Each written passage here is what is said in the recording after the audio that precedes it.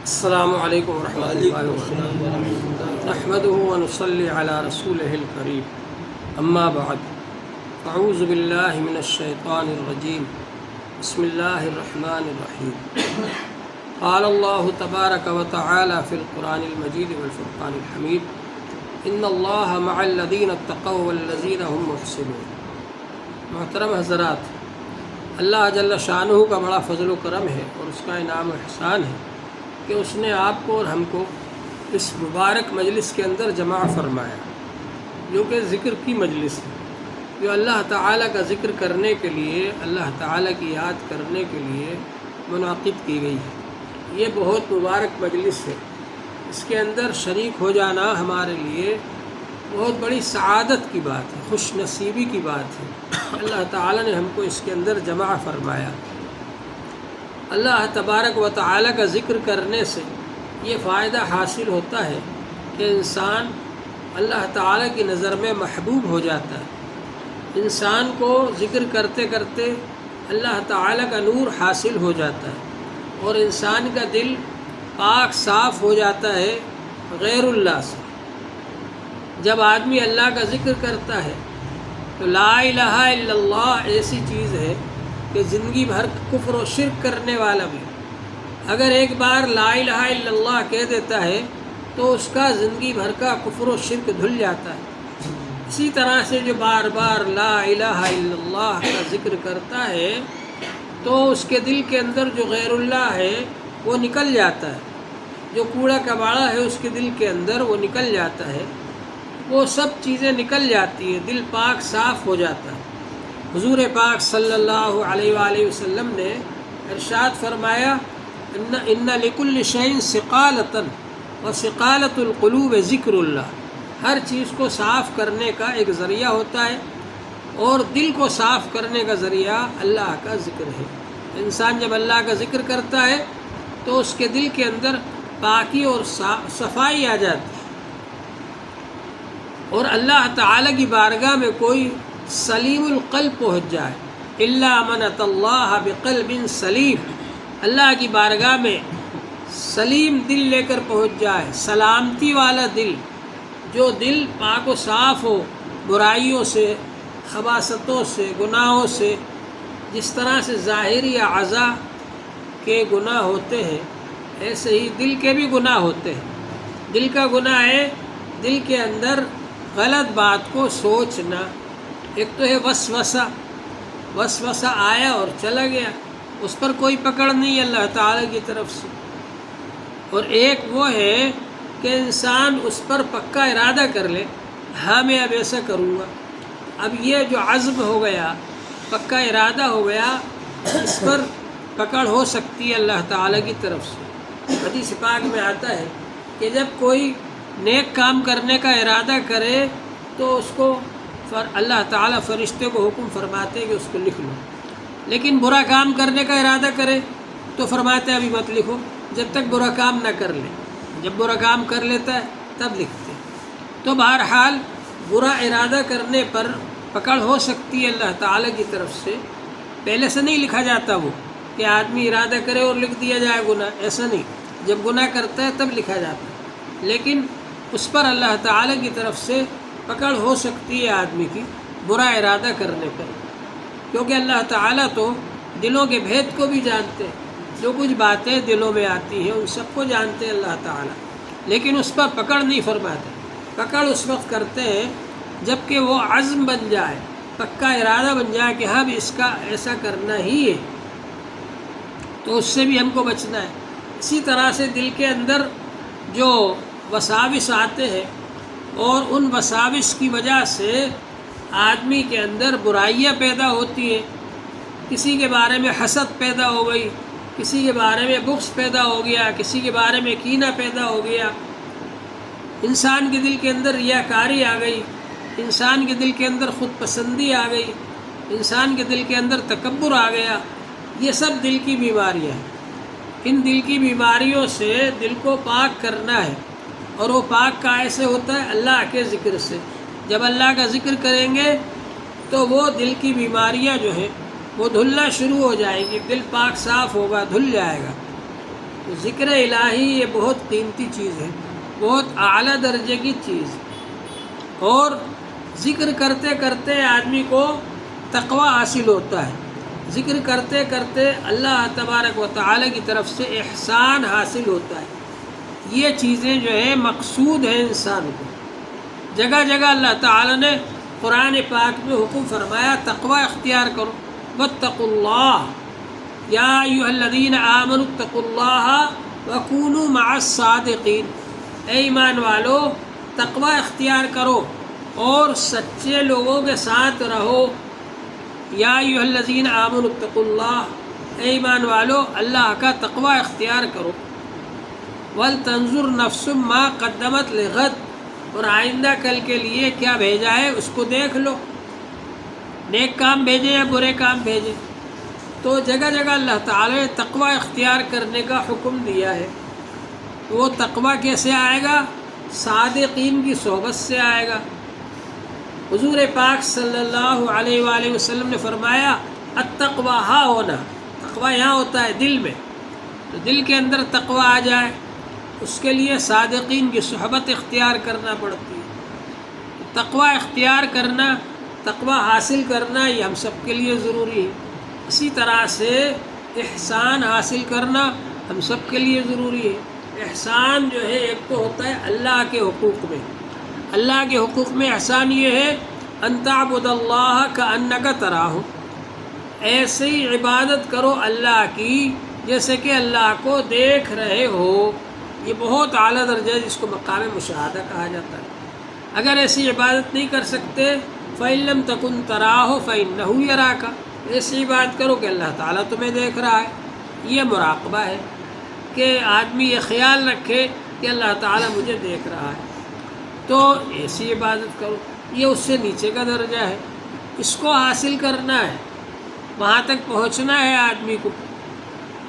جس آدمی کو تقوی حاصل ہو جاتا ہے اور جس آدمی کو احسان کا مقام حاصل ہو جاتا ہے، اس آدمی کے ساتھ اللہ تعالیٰ ہے ان اللہ مع الذین اتقوا، بے شک اللہ تعالیٰ ان کے ساتھ ہے جو تقوی والے ہیں، والذین هم محسنون، اور جو احسان کرنے والے، احسان والے ہیں۔ اللہ کے حقوق میں تقوی یہ ہے ان تعبد اللہ کأنک تراہ، اللہ کی ایسی عبادت کرو گویا کہ اللہ کو دیکھ رہے ہو۔ فَإِن لَّمْ تَكُن تَرَاهُ فَإِنَّهُ يَرَاكَ، اگر ایسی بات نہیں کرتے تو ایسی بات کرو کہ اللہ تعالیٰ تمہیں دیکھ رہا ہے۔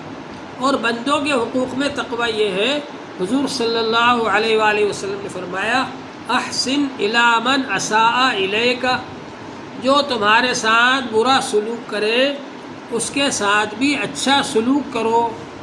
جس آدمی نے آپ کو چائے پلائی آپ نے بھی اس کو چائے پلا دی، یہ کون سا کمال ہوا؟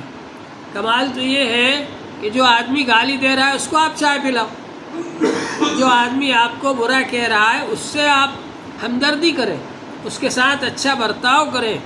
حضور پاک صلی اللہ علیہ وآلہ وسلم کے جو دشمن تھے، وہ دشمن بھی اگر بیمار ہو جاتے تھے تو حضور صلی اللہ علیہ وآلہ وسلم ان کی مزاج پرسی کے لیے تشریف لے جاتے تھے۔ تو جو دشمنی کر رہا ہے، جو برا سلوک کر رہا ہے، اس کے ساتھ بھی اچھا سلوک کرو، یہ ہے احسان بندوں کے حقوق میں۔ تو احسان کا درجہ یہ ہے، احسان کا درجہ حاصل کرنے کے بعد میں پھر اللہ تعالیٰ کی معیت حاصل ہوتی ہے۔ اور اللہ تعالیٰ کی معیت کیسے حاصل ہوتی ہے؟ ذکر الہی سے۔ اللہ تعالیٰ نے فرمایا انا مع عبدی، میں اپنے بندے کے ساتھ رہتا ہوں، ما تحرکت بی شفتاہ، جب تک وہ میرا ذکر کرتا رہتا ہے، اس کے ہونٹ میرے ذکر میں ہلتے رہتے ہیں، وہ ذکر کرتا رہتا ہے، تب تک میں اس بندے کے ساتھ رہتا ہوں۔ تو انسان یہ سمجھنے لگے کہ میرے ساتھ میرا اللہ ہے، جہاں بھی میں ہوں میرے ساتھ میرا اللہ ہے۔ جب بنی اسرائیل گئے حضرت موسیٰ علیہ السلام کے ساتھ، برسا برس تک فرعون نے ستایا، تکلیفیں پہنچائی، پریشانی کی۔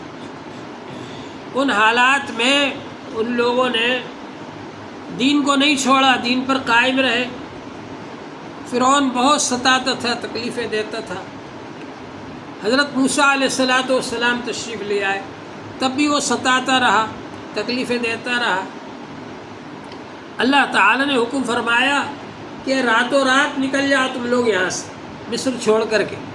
اب حضرت موسیٰ علیہ السلام بنی اسرائیل کو لے کر راتوں رات نکل گئے، رات بھر چلے، صبح دیکھا تو سامنے دریا ہے، اور فرعون کو جب معلوم ہوا رات میں کہ ارے یہ لوگ نکل گئے، اس نے سب لاؤ لشکر کو جمع کیا، ارے چلو سب ان کا پیچھا کرو، اور وہ بھی اپنا لشکر لے کر کے، فوجیوں کو لے کر، سپاہیوں کو لے کر ان کے پیچھے سے آ گیا۔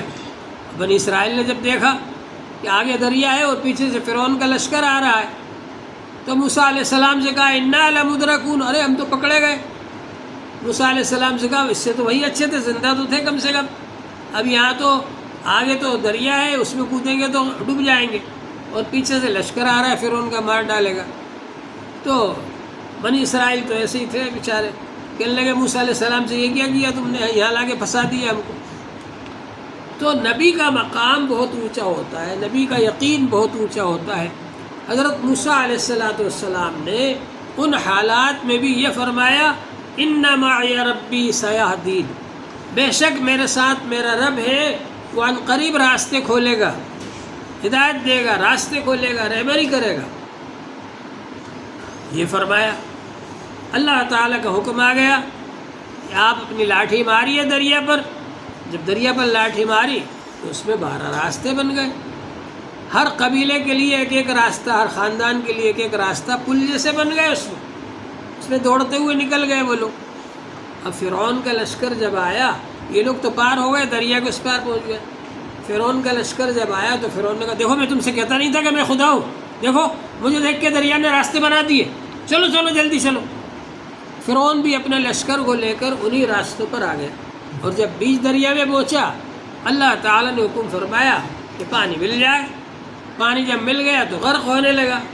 اب وہ کہنے لگا، زندگی بھر تو انکار کرتا رہا، کفر کرتا رہا، اپنے آپ کو خود خدا کہلواتا تھا، اور اب جب ڈوبنے لگا تو کہنے لگا آمنت بالذی آمنت بہ بنو اسرائیل، اب میں بھی ایمان لے آیا اس پر جس پر بنی اسرائیل ایمان لایا، اللہ کا نام اب بھی نہیں لے رہا۔ تو اللہ تعالیٰ نے جبرائیل علیہ السلام کو بھیجا، مٹی اس کے منہ میں ٹھوس دی، اور یہ فرمایا الان اب ایمان لا رہا ہے، ابھی تک تو خدائی کا دعویٰ کرتا تھا، انکار کرتا تھا۔ تو خیر مجھے تو یہ بتانا تھا کہ حضرت موسیٰ علیہ السلام نے یہ فرمایا ان معی ربی سیہدین، بے شک میرے ساتھ میرا رب ہے، وہ مجھے ہدایت دے گا، میرے لیے راستے کھولے گا۔ اسی طرح سے جب کہ کافروں نے حضور پاک صلی اللہ علیہ وآلہ وسلم کا گھر گھیر لیے چاروں طرف سے، میٹنگ ہوئی مکے کے اندر، جو پارلیمنٹ تھا، پنچایت گھر تھا، اس میں میٹنگ ہوئی، مشورہ ہوا کیسے قتل کیا جائے، تو اس میں شیطان بھی شریک ہوا، نجدی شیخ کی شکل میں، بہت بزرگ بن کر کے، اور سب لوگوں نے مشورہ کیا کیسے قتل کریں۔ تو شیطان نے کہا کہ اگر ایک قبیلہ قتل کرے گا تو بنی ہاشم کا قبیلہ کھڑا ہو جائے گا اس سے مقابلہ کرنے کے لیے، تو اس لیے ایک قبیلہ قتل نہ کرے، بلکہ ہر قبیلے میں سے ایک ایک آدمی تلوار لے کر آئے میدان میں، اور وہ سب مل کر اچانک حملہ کریں۔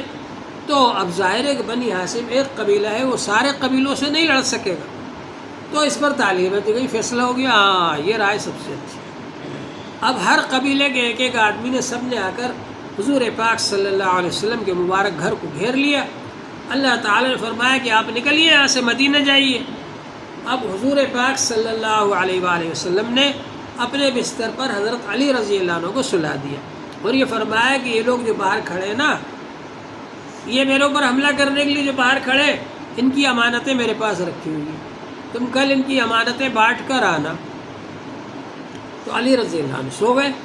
ہم میں سے کوئی ہوتا تو کہتا آپ تو جا رہے ہیں اور مجھے یہ چھوڑ کے جا رہے ہیں دشمنوں کے بیچ میں، کیا ہوگا میرا؟ لیکن وہ سچے عاشق تھے۔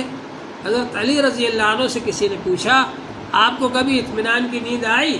تو انہوں نے کہا ایک بار آئی، جب بھی میں سوتا تھا تو یہ سوچتا تھا پتہ نہیں صبح اٹھوں گا کہ نہیں اٹھوں گا، لیکن جب ہجرت کی رات میں رسول پاک صلی اللہ علیہ وآلہ وسلم نے فرمایا کہ میری جگہ سو جاؤ اور صبح ان لوگوں کی امانتیں بانٹ کر واپس آنا، تو مجھے یقین ہو گیا کہ اب میں صبح تک زندہ رہوں گا، تو میں خوب پاؤں پھیلا کر آرام سے سو گیا۔ تو بہرحال حضور پاک صلی اللہ علیہ وسلم وہاں سے تشریف لے گئے، اور حضرت ابوبکر رضی اللہ عنہ کے ساتھ کہاں تشریف لے گئے؟ غار ثور میں۔ غار ثور بہت اوپر ہے، وہاں پہاڑ پر تشریف لے گئے، اور اس پہاڑ پر یہ سوچا ابوبکر رضی اللہ عنہ نے کہ حضور چلیں گے تو آپ کے نشانات ظاہر ہوں گے۔ تو وہ لوگ عرب لوگ نشان قدم سے پہچان لیتے تھے کہ فلاں صاحب ادھر سے گئے، تو اس لیے حضرت ابوبکر رضی اللہ عنہ نے حضور پاک صلی اللہ علیہ وسلم کو اپنے کندھوں پر بٹھا لیا، اور وہ چلے لے کر کے اوپر پہاڑ پر چڑھ گئے اور غار ثور پر پہنچ گئے، وہاں لے جا کر کے اتارا آپ کو، اور پہلے خود گئے غار کے اندر، اور غار کے اندر جا کر کے ایک ایک سوراخ کو کپڑا پھاڑ کر اس سے بند کیا، سارے سوراخ بند ہو گئے، ایک رہ گیا، اب اس کو کیسے بند کرے؟ کپڑا ہی نہیں ہے اب، تو اس میں انہوں نے اپنے پاؤں کا انگوٹھا لگا دیا۔ اس کے بعد حضور پاک صلی اللہ علیہ وسلم کو بلایا۔ حضور پاک صلی اللہ علیہ وسلم تھکے ہوئے تھے، آپ نے حضرت ابوبکر رضی اللہ عنہ کی ران مبارک پر اپنا سر مبارک رکھا اور آرام فرمایا، نیند لگ گئی آپ کی، لیکن اس سوراخ کے اندر سانپ موجود تھا، اس سانپ نے حضرت ابوبکر رضی اللہ عنہ کے انگوٹھے کو بھر لیا، ڈس لیا، کاٹ لیا۔ ہم میں سے کوئی ہوتا تو اٹھ کے بھاگ جاتا وہاں سے، لیکن حضرت ابوبکر رضی اللہ عنہ نے پاؤں ہلایا بھی نہیں، کہیں ایسا نہ ہو حضور صلی اللہ علیہ وسلم کی نیند کھل جائے۔ یہ تھے سچے عاشق۔ اب ظاہر ہے کہ آنکھوں پر تو کسی کو قدرت نہیں ہے، جب تکلیف ہوئی، سانپ نے کاٹ لیا، زہر کی وجہ سے تکلیف ہوئی، تو حضرت ابوبکر رضی اللہ عنہ کی آنکھوں سے آنسو نکلے، اور حضور پاک صلی اللہ علیہ وسلم کے چہرے مبارک پر حضرت ابوبکر رضی اللہ عنہ کے آنسو گر گئے۔ تو حضور پاک صلی اللہ علیہ وسلم کی نیند کھل گئی، اور آپ نے پوچھا کیا بات ہے؟ تو انہوں نے کہا کہ یہ سوراخ کے اندر کوئی چیز ہے، اس نے کاٹ لیا مجھے۔ تو حضور پاک صلی اللہ علیہ وسلم نے اپنا لعاب دہن، اپنا تھوک مبارک حضرت ابوبکر رضی اللہ عنہ کے اس انگوٹھے پر لگا دیا جہاں کے سانپ نے کاٹا تھا، اور اللہ تعالیٰ نے شفا عطا فرما دی، زہر ختم ہو گیا، اور یہ حضرات اس غار کے اندر 3 دن تک قیام فرما رہے۔ اب وہ لوگ بھی بہت پکے تھے دشمنی میں، وہ اتنے اوپر پہاڑ کے اوپر 3 کلومیٹر چڑھ گئے وہ لوگ تلاش کرتے کرتے، اور وہاں جا کر کے انہوں نے دیکھا کہ یہاں تک تو نشان قدم معلوم ہو رہے ہیں، لیکن یہاں آنے کے بعد کہاں گئے یہ پتہ نہیں، اس لیے کہ غار کے منہ پر کبوتری نے گھونسلہ بھی بنا لیا اور مکڑی نے جالا بھی تان دیا وہاں کر کہ اگر وہ اس غار میں گئے ہوتے تو یہ کبوتری کا گھونسلہ بھی نہیں رہتا اور یہ مکڑی کا جالا بھی نہیں رہتا، گئے کہاں یہاں کر۔ اب وہ لوگ وہاں پر کھڑے ہوئے باتیں کر رہے ہیں، ان کے قدم نظر آ رہے ہیں حضرت ابوبکر رضی اللہ عنہ۔ تو حضرت ابوبکر رضی اللہ عنہ گھبرا رہے ہیں کہ وہ اندر نہ آ جائے، جھانک نہ لے، اس لیے گھبرا رہے ہیں، وہ اپنے لیے نہیں، کہیں ایسا نہ ہو کہ حضور صلی اللہ علیہ وسلم کو دیکھ لے اور نقصان پہنچا دے، تکلیف پہنچا دے۔ تو ابوبکر رضی اللہ عنہ نے جب حضور صلی اللہ علیہ وسلم نے یہ کہا کہ وہ آ گئے یہاں تک، تو حضور پاک صلی اللہ علیہ وآلہ وسلم نے فرمایا اذ یقول لصاحبہ لا تحزن ان اللہ معنا، آپ مت گھبراؤ، اللہ ہمارے ساتھ۔ تو موسیٰ علیہ السلام نے کیا کہا تھا؟ میرے ساتھ، کیونکہ ان کی قوم جو تھی وہ دوسرے ٹائپ کی تھی نا، تو انہوں نے یہ نہیں کہا کہ ہمارے ساتھ ہے، بلکہ فرمایا کہ میرے ساتھ ہے۔ اور حضور صلی اللہ علیہ وسلم نے کیا فرمایا؟ ان اللہ معنا، بے شک اللہ ہمارے ساتھ ہے۔ اللہ تعالیٰ نے مدد فرمائی، وہ کافر لوگ واپس ہو گئے، ان کی سمجھ میں نہیں آیا کہ یہاں سے آگے کہاں گئے، واپس ہو گئے، اور یہ حضرات 3 دن تک اس میں قیام پذیر رہے، حضور پاک صلی اللہ علیہ وسلم اور حضرت ابوبکر رضی اللہ عنہ۔ تو اللہ ہمارے ساتھ ہے، اس بات کا یقین ہو جائے، ذکر کرتے کرتے استحضار ہو جائے۔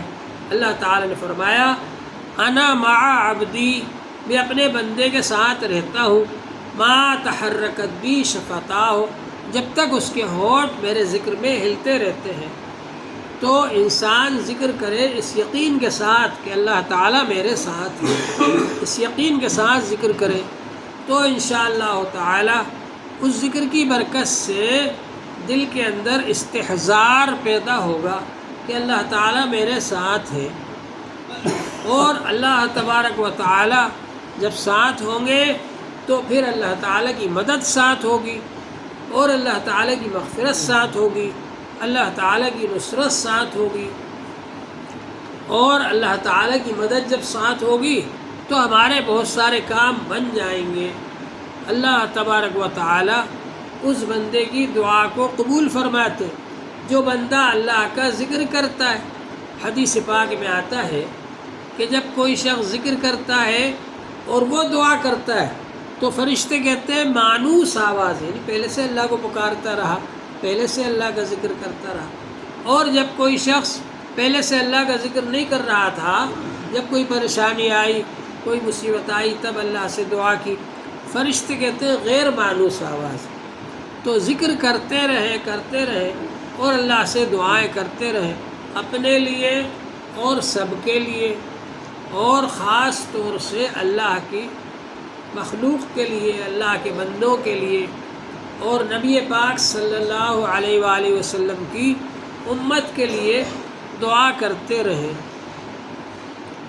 اللہم اغفر لامت محمد صلی اللہ علیہ وسلم، اے اللہ محمد صلی اللہ علیہ وسلم کی امت کے لیے مغفرت فرما دی۔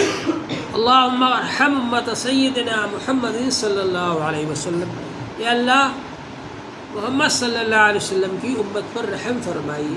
اللہم اصلح امت سیدنا محمد صلی اللہ علیہ وسلم، اے اللہ محمد صلی اللہ علیہ وسلم کی امت کی اصلاح فرما دیجیے۔ اللہم اکرم امت سیدنا محمد صلی اللہ علیہ وآلہ وسلم، اے اللہ محمد صلی اللہ علیہ وسلم کی امت کا اکرام فرمائیے۔ یہ دعائیں کرنے سے اللہ تعالیٰ کی رحمت اس بندے پر خاص طور سے متوجہ ہوتی ہے جو بندہ یہ دعائیں کرتا ہے۔ تو اللہ تبارک و تعالیٰ کا ذکر ہر وقت کرتے رہنا چاہیے۔ اللہ تعالیٰ محبت فرماتے، اللہ تعالیٰ اپنا قرب عطا فرماتے، اور اللہ تعالیٰ خود اس بندے کا ذکر فرماتے ہیں جو بندہ اللہ تعالیٰ کا ذکر کرتا ہے۔ اور تقوی حاصل کرنے سے پھر اللہ تعالیٰ کی ولایت حاصل ہوتی ہے۔ ولی کے معنی دوست، اللہ کا قرب حاصل ہوتا ہے۔ ولی کے معنی قریب ہونے کے بھی ہے، ولی کے معنی دوست کے بھی ہے، کیونکہ دوست قریب ہوتا ہے۔ تو آدمی جو ہے اللہ تعالیٰ سے محبت ہو جاتی ہے، اللہ تعالیٰ کا دوست بن جاتا ہے، اللہ تعالیٰ کا قرب حاصل ہو جاتا ہے۔ ان اولیاءہ الا المتقون، اللہ تعالیٰ نے فرمایا کہ اللہ کے ولی صرف متقی پرہیزگار لوگ ہی ہوتے ہیں۔ تو تقوی حاصل کرنے سے آدمی اللہ کا ولی بن جاتا ہے۔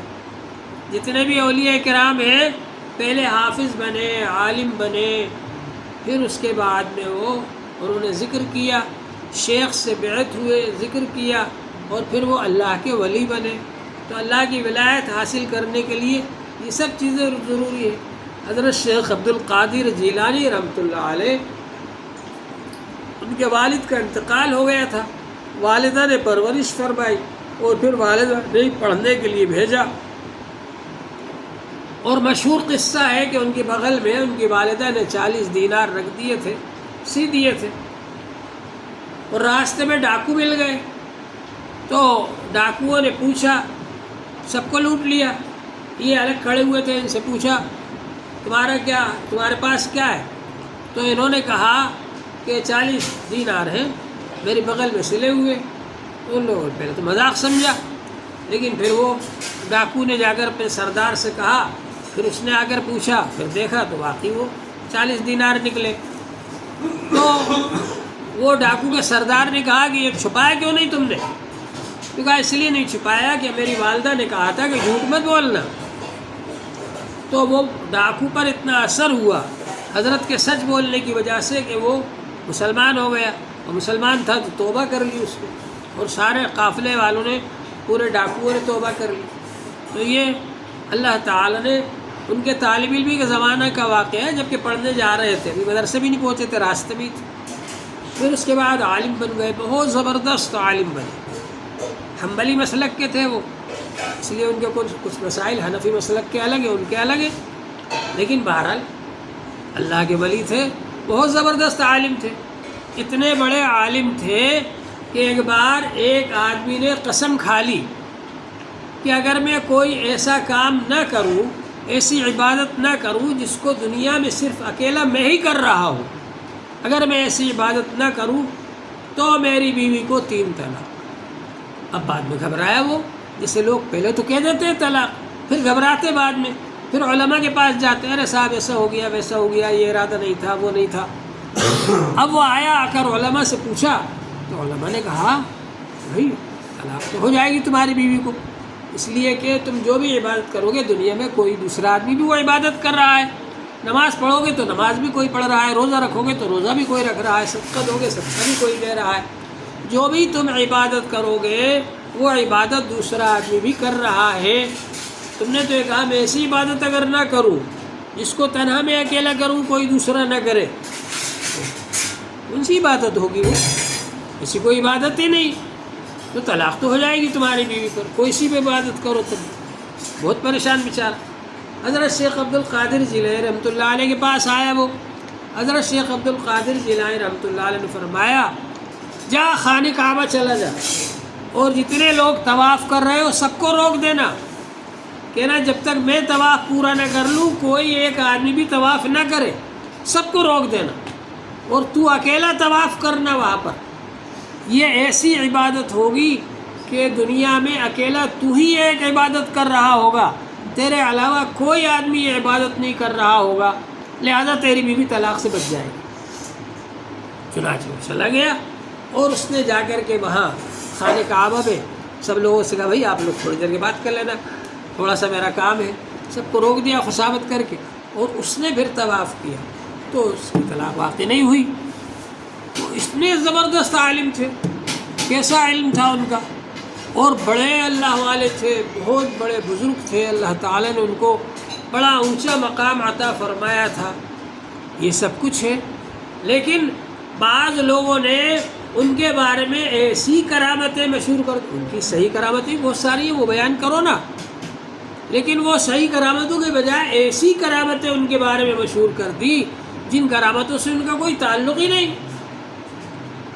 جی کچھ لوگ بیان کرتے ہیں کہ شیخ عبد القادر جیلانی رحمۃ اللہ علیہ کے پاس میں ایک بڑھیا آئی اور یہ کہا کہ میرا ایک ہی لڑکا تھا وہ مر گیا، اب میرا کیا ہوگا؟ میں آپ کی مرید ہوں، آپ لڑکے کو دوبارہ زندہ کر دیجئے۔ تو شیخ عبد القادر جیلانی رحمۃ اللہ علیہ نے مراقبہ کیا تو دیکھا کہ حضرت عزرائیل علیہ السلام اس دن بھر میں جتنی بھی روحیں نکالی تھیں سب کو ایک تھیلے میں بھر کر لے جا رہے تھے آسمان کی طرف۔ تو شیخ عبد القادر جیلانی رحمۃ اللہ علیہ نے ان سے کہا کہ بھائی اس کے بڑھیا کے لڑکے کی روح واپس کر دو۔ کہا نہیں، میں نے اللہ کے حکم سے قبض کیا ہے روح کو، میں واپس نہیں کروں گا۔ تو حضرت نے پہلے نرمی سے کہا، جب وہ نہیں مانے تو ان سے تھیلا چھین کر کے اور الٹا کر کے اسے جھٹکار دیا، تو اس دن جتنے مردے مرے تھے سب زندہ ہو۔ لا حول ولا قوت۔ اولیاء کرام تو اللہ کی رضا کے لیے ہی سب کام کرتے ہیں، اپنی رضا کو اپنی خواہش کو فنا کر دیتے ہیں اللہ کی رضا۔ اللہ نے جو نظام بنایا ہے، اللہ نے جو کام کروایا ہے اپنے فرشتے سے، اس میں کیسے دخل دے سکتے ہیں وہ؟ یہ کیسے ہو سکتا ہے کہ وہ یہ کہیں نہیں اس کی روح واپس کرو، اور فرشتے نے کہا کہ میں اللہ کے حکم سے قبض کر کے لایا ہوں، وہ کہیں نہیں اس کی روح واپس کرو؟ ایسا ہو ہی نہیں سکتا۔ یہ سب جھوٹی باتیں ہیں۔ تو اس طرح کی غلط روایتیں جو ان سے منسوب ہے بہت غلط ہے، وہ خالص توحید پرست ہیں۔ ان کے جو خطبے ہیں، ان کی جو تقریریں ہیں، اور ان کی تقریروں سے معلوم ہوتا ہے کہ وہ خالص توحید والے آدمی، توحید کی تعلیم دیتے تھے اور اتباع سنت کی تعلیم دیتے تھے، اور انہوں نے زندگی بھر دین کو پھیلایا اور دین کی خدمت کی، اور اللہ تعالیٰ نے ان سے بہت کام لیے، بڑا کام لیا اللہ تعالیٰ نے ان سے۔ ہزاروں آدمی ان کی مجلس میں شریک ہوتے تھے اور ان کا وعظ سنتے تھے، اور ان کا وعظ اتنا پرتاثیر ہوتا تھا کہ بعض لوگوں کی تو موت ہو جاتی تھی، اتنی خشیت طاری ہوتی تھی، اللہ کا خوف طاری ہوتا تھا. اللہ تعالیٰ نے ایسی تاثیر رکھی تھی ان کی تقریر کے اندر، ان کے بیان کے اندر، اور بڑا پربغض ان کا بیان ہوتا تھا. اور اللہ سے تعلق رکھنے والے آدمی تھے، اور اللہ سے تعلق جڑتا تھا جو ان سے مرید ہو جاتا تھا، جو ان کا مرید ہو جاتا تھا، اور ان کے دل میں غیر اللہ کا کوئی اثر نہیں تھا. جی ایک بار ایک کپڑا بیچنے والا آیا، بہت قیمتی کپڑا بیچ رہا تھا. حضرت نے وہ کپڑا خرید لیا. اب لگانے بجھانے والے ہوتے ہیں نا، تو ایک شخص نے جا کر بادشاہ سے شکایت کر دی کہ وہ کپڑا بیچنے والا آپ کے پاس آیا تھا نا، آپ نے نہیں خریدا وہ کپڑا، عبد القادر جیلانی نے خرید لیا، آپ کی توہین ہو گئی اس میں. انہوں نے کہا اچھا. تو انہوں نے وزیر کو بلایا کہ آگے جاؤ دیکھ کیا وہی کپڑا ہے ان کے پاس یا دوسرا ہے. اب وزیر آیا، ان کی مجلس میں شریک ہو گیا آ کر کے. اب حضرت نے اتفاق سے وہی کپڑا پہن رکھا تھا، لیکن وہ کپڑا جو تھا ان کے قد کے حساب سے تھوڑا چھوٹا تھا، تو اس میں حضرت نے ٹاٹ کا ایک پیون لگوا لیا تاکہ وہ کپڑا پورا ہو جائے بدن تک. اب وزیر آیا، اس نے آ کر کے دیکھا تو دیکھا کہ ہاں کپڑا تو وہی ہے، لیکن اس میں تو ٹاٹ کا پیون لگا ہوا ہے. مطلب یہ کہ ان کے دل میں اس کپڑے کی کوئی اہمیت نہیں ہے. تو اس نے جا کر بادشاہ کو بتایا کہ ہاں یہ بات تو صحیح ہے کہ وہی کپڑا انہوں نے خرید لیا اور اس کا کرتا ہی بنا لیا، پہن کر بیٹھے ہوئے، لیکن اس کپڑے کے اندر انہوں نے ٹاٹ کا پیون لگا رکھا ہے. اس سے معلوم ہوا کہ ان کے دل میں اس کپڑے کی کوئی اہمیت نہیں ہے. تو وہ بادشاہ کو تسلی ہو گئی. تو اللہ تعالیٰ نے ان کو بڑا اونچا مقام عطا فرمایا تھا، لیکن ان کی طرف جو غلط کرامتیں منسوب کی جاتی ہیں، یا بعض لوگ ان کے ہی نام کا وظیفہ پڑھنے لگے اللہ کے نام کے بجائے. اللہ کے نام کے بجائے شیخ عبد القادر جیلانی کے نام کا جو لوگ وظیفہ پڑھتے ہیں وہ شرک کرتے ہیں. شرک ہے. اللہ انہوں نے تو یہ سکھایا کہ اللہ کے نام کا وظیفہ پڑھو، اور لوگ غیر اللہ کے نام کا وظیفہ پڑھنے لگے. تو یہ سب چیزیں شرک ہے. اللہ ہمیں اس سے حفاظت فرمائے. اور اولیاء کرام نے جو صحیح راستہ بتایا ہے، اللہ سے جڑو، وہ تو اللہ سے جوڑنے کے لیے، اللہ سے جوڑنے کے لیے آتے ہیں اور تعلیم دیتے ہیں اور تزکیہ کرتے ہیں اور گناہوں سے پاک کرتے ہیں اور خود بھی گناہوں سے بچتے ہیں، اور اس کی کوشش کرتے ہیں کہ انسانوں کے اندر اچھائی آ جائے. اللہ جل شانہ ہم سب کو اس کی توفیق عطا فرمائے. وآخر دعوانا ان الحمد للہ رب العالمین. سبحان اللہ وبحمدہ، سبحان اللہ وبحمدہ، اشہد ان لا الہ